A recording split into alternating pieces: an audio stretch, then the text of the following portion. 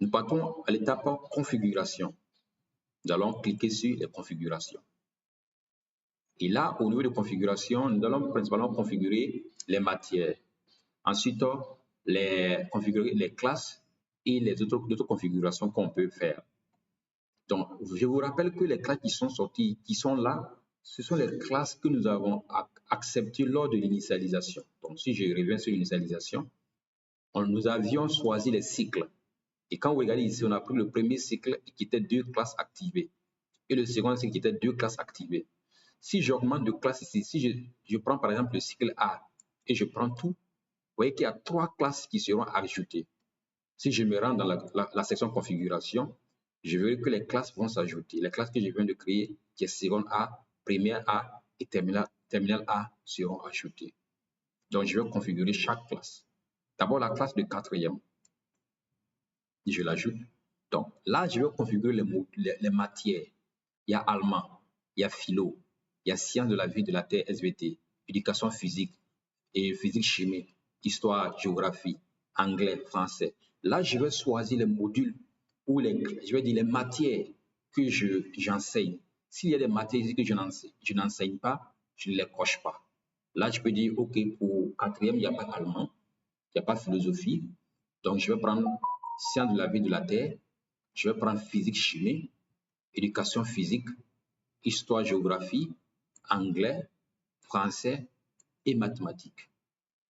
Et là, j'ai configuré les matières de la classe de quatrième.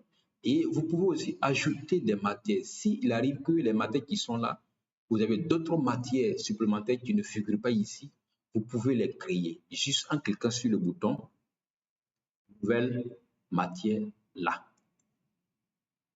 Et là, vous avez la possibilité maintenant de choisir le bilan. C'est-à-dire que si c'est une matière littéraire, scientifique, une matière littéraire ou scientifique, je peux prendre comme scientifique et là, je mets le nom de la matière. Science, je mets seulement science. Voilà. Et ensuite, je vais prendre l'abréviation. Donc, je peux mettre SC. SC. Et le coefficient de la matière. Je peux dire que dans cette matière a coefficient 1. Et je sauvegarde. Donc, et là, maintenant, j'ai la matière que je peux choisir sans problème. Donc, c'est-à-dire que c'est vraiment modulaire et dynamique, sans limite. Vous pouvez faire comme vous en voulez. Et une fois que c'est terminé, je ferme juste. Et là, vous verrez que les matières que j'ai cochées viennent ici. Et chaque matière a un coefficient qui sort. Le coefficient de chaque matière. Les coefficients qui sont ici sont les coefficients que nous avons pré-remplis selon les coefficients conventionnels que nous avons dans notre pays. Mais si il arrive qu'il y a un coefficient qui a été modifié, vous cliquez juste sur le coefficient, vous cliquez juste là-dessus et vous avez la possibilité de changer le coefficient. Je peux mettre ici à 3. Et ça prend. Donc, vous n'avez pas de limite. Vous faites comme vous en voulez. Et là, pareil pour les autres aussi. Donc, nous faisons la même chose pour toutes les classes. Voilà, pour toutes les classes, pour se rassurer que les modules qui seront configurés sont réellement les modules que vous enseignez ou les matières que vous enseignez. Donc, comme j'ai déjà fait le premier, je vais sauter ces étapes. Là, vous pouvez voir le récapitulatif. Si vous cliquez là-dessus, vous allez voir un récapitulatif qui va sortir. Et vous pouvez, c'est que là, vous avez les matières, et les coefficients. Donc, vous pouvez juste l'imprimer. Vous allez voir que les classes qui ne sont pas configurées, les classes qui ne sont pas configurées sont vides. Voilà, uniquement ce qui est configuré, qui est rempli ici, qui est la classe de quatrième. Vous pouvez également l'imprimer juste en cliquant sur l'icône impression qui est juste en haut. Si vous cliquez, vous avez la possibilité maintenant d'imprimer cette fiche. Maintenant, nous venons sur la configuration des classes. Donc, nous avons fait les matières, nous arrivons au niveau des classes. Toujours, toutes les classes, nous avons combien de classes de quatrième? Supposons que dans notre établissement, nous avons 2 classes de quatrième, 3 classes de troisième, ainsi de suite. Donc, c'est ici que nous allons les configurer. Donc, d'abord, nous sommes dans je vais dire, le cycle, la classe de quatrième. Donc, je clique sur Ajouter. Et là, le niveau c'est quatrième, je vais mettre souvent ceux qui en ont plusieurs, ils mettent classe quatrième A, quatrième B, quatrième C, ainsi de suite. Donc, je peux mettre quatrième A et je mets la taille. La taille ici, c'est le nombre des élèves de la classe. Donc, je peux mettre ici comme 30 élèves et je sauvegarde. Et voilà, s'il y a d'autres classes encore, je clique sur ajouter et je prends tout le même niveau quatrième. Je mets B, classe quatrième B. Et là, je vais mettre par exemple 20 élèves. Et je sauvegarde. Et là, ce module également, et cette classe également ajoutée. Donc, je peux également les supprimer. Si toutefois, cela ne me convient pas, je peux les supprimer ou les modifier. Donc, je fais pareil pour les autres aussi, troisième, seconde, ainsi de suite. C'est la même manière. Donc, si vous finissez la configuration des classes, nous avons maintenant d'autres configurations que nous pouvons faire. Les configurations ici, c'est les configurations qui sont liées à l'établissement. D'abord, le chef d'établissement. Donc, on va créer le chef. Si c'est un directeur, une directrice, un proviseur, voilà, une heure proviseur, nous allons choisir, je mets un directeur, le genre, je choisis masculin, le nom, je vais mettre Jérémy, non, pas Jérémy, mais Nana, le prénom, je mets Jérémy, donc fonction, je vais mettre professeur, voilà, certifié, et je sauvegarde. Donc là, j'ai créé le responsable. Je viens d'ajouter le responsable de l'établissement. C'est-à-dire que le premier, le chef d'établissement. Là, je ferme.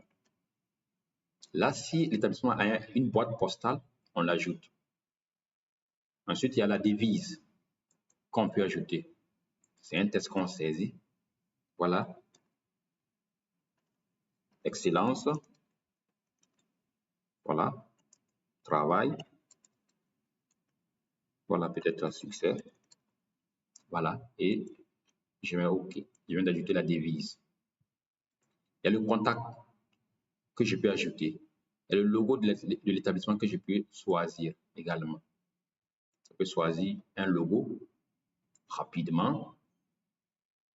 Voilà, il n'y en a pas assez. Donc, je choisis un logo de l'établissement rapidement et j'ajoute.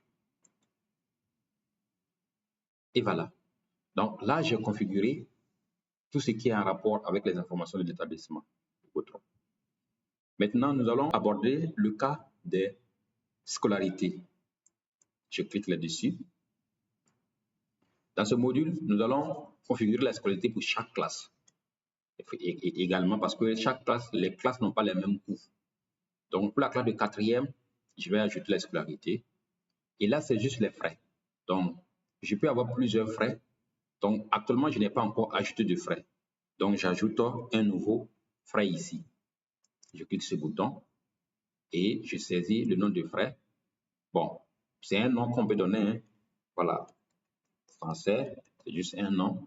Et le montant de coût, voilà, pour les frais, ça peut être 90 000. Voilà. Ensuite, si les frais sont optionnels ou pas. Donc, il peut y avoir peut-être des frais optionnels. Mais là, je peux garder ça comme étant un frais qui n'est pas optionnel, qui est obligatoire. Et j'ajoute. Donc, par exemple, si j'ai, par exemple, frais de cantine, je mets ici cantine. Si j'ai cantine, je mets cantine et je mets peut-être 20 000 francs. Voilà, et je dis que c'est optionnel. Voilà. Donc, si j'ai autre frais comme bibliothèque, là, j'ajoute encore et je mets bibliothèque. Donc, et je peux mettre là-bas comme 10 000 francs. Et je mets là-bas également optionnel. Donc là, j'ai configuré les classes. Je peux maintenant les choisir. Voilà, choisir. Je peux dire par exemple, pour cette classe-là, je ne vais pas choisir par exemple bibliothèque. Ou bien, si je veux, je choisis tout. De toute façon, tout cela concerne la classe. Donc, j'ai choisi Et là, maintenant, j'ai les différents frais qui sont là. Donc, je fais la même chose pour les autres classes. Je passe maintenant au niveau configuration des mots de paiement. Là, ce sont les mots de paiement. Ici, si j'ai plusieurs mots de paiement, je mets espèce. S'il y a espèce, je mets espèce. Si c'est référence obligée, non. Voilà, si j'ai autre mode de paiement comme Orange Money, je peux cocher comme référence obligée. Et je mets OK. Et là, j'ai configuré mes différents frais, espèces et modules. Donc, la configuration de l'exploitabilité est terminée.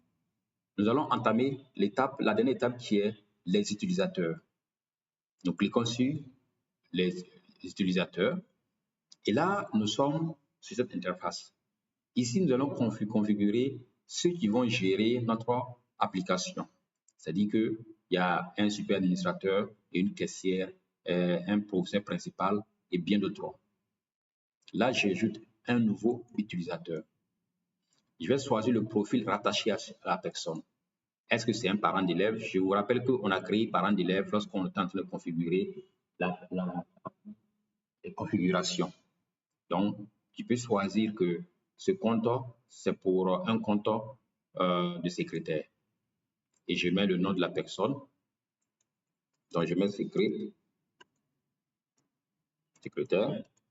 Et je mets son contact. Voilà. Et je sauvegarde. Donc, j'ai créé un premier utilisateur. Je peux toujours continuer de créer. Je crée encore. Je dis, bon, j'ai besoin d'un intendant. Donc, le compte d'un intendant, je mets son nom. Donc, intendant. Donc, je mets son nom. Et là, je mets son contact également. Et c'est très simple. Donc, ce contact existe déjà. Donc, il faut que je le change. Voilà. Donc, très simple. Le plus important, c'est ici, le droit. C'est-à-dire que le profil ici, ça savoir ce dernier, il joue quel rôle. Ici, les administrateurs, les délégués, les parents élèves et les secrétaires. Et les rôles ici, le module dont il pourra avoir accès là, et sont ceux dont on avait configuré au niveau de la section configuration ici. Le patron dans configuration. Non, initialisation plutôt. Initialisation. Donc, nous avons géré au niveau des groupes d'utilisateurs. Les voilà. Et les rôles que nous avons mis, les droits que nous avons configurés, ce sont ces modules-là que ces données peuvent accéder. Et là, j'ai configuré les utilisateurs permanents. Et là, maintenant, je passe aux utilisateurs principaux, c'est-à-dire les professeurs principaux qu'on appelle les PP. Donc, nous avons deux classes. Donc, chaque classe a un professeur principal.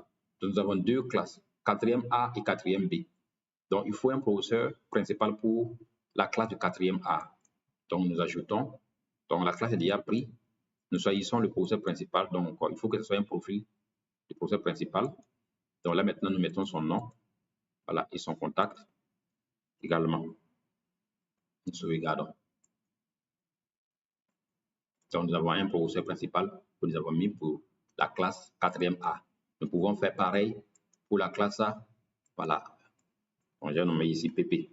Pour la classe A, 4e B.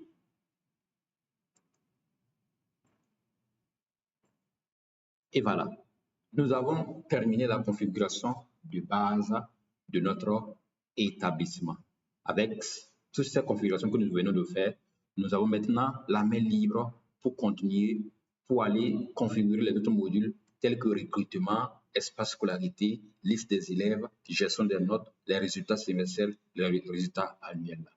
Pour ces autres modules-là, nous allons revenir encore avec une autre vidéo pour vous expliquer comment fonctionnent ces différents modules-là.